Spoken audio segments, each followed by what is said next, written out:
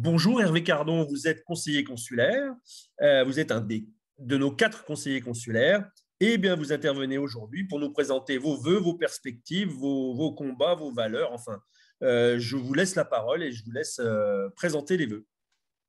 Bien, je vous remercie. Alors, je m'adresse évidemment aux Français du Portugal et j'ai envie de leur dire pour 2022 la chose suivante. Chers compatriotes du Portugal et chers Français nationaux, je tenais donc, comme c'est la tradition, à vous présenter tous mes vœux de bonheur et de prospérité en 2022. Mais vous le savez trop bien que le bonheur individuel des individus et des familles est étroitement lié à l'état présent et au destin futur de la collectivité nationale à laquelle vous appartenez tous. C'est pourquoi je ne veux pas vous bercer d'illusions avec les paroles lénifiantes d'usage, car l'année qui vient sera, n'en doutez pas, difficile, et les Français devront se battre sans trêve pour retrouver leur liberté publique, de plus en plus confisquée, et notamment à présent sous le masque de mesures sanitaires ubuesques, hypocrites et dictatoriales, pour conserver leur identité menacée par une invasion migratoire de plus en plus agressive, dominatrice et sûre d'elle-même, pour préserver également leur souveraineté, bafouée à chaque occasion par des responsables français et européens complices, la main dans la main.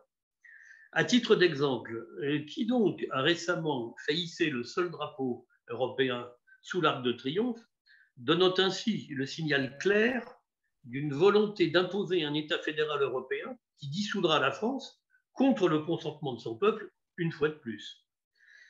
À tous ces égards, l'élection présidentielle d'avril prochain sera décisive, car pour la première fois, et sans doute la dernière hélas, ce sera enfin clairement un choix de civilisation.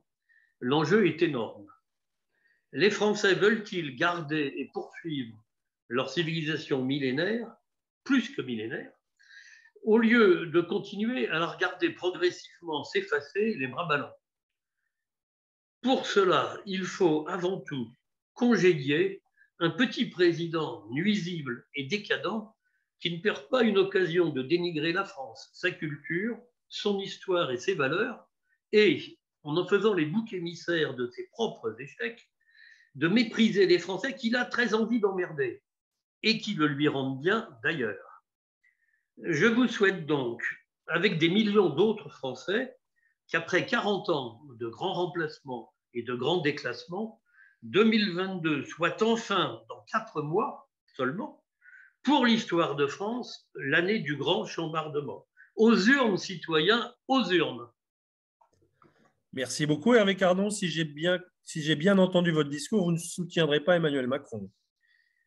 Je crois que vous avez bien compris. J'ai donc dû être assez clair, ce dont je me félicite. Merci beaucoup, à très bientôt Hervé Cardon. Merci à vous de même. Au revoir. La French Radio, Portugal.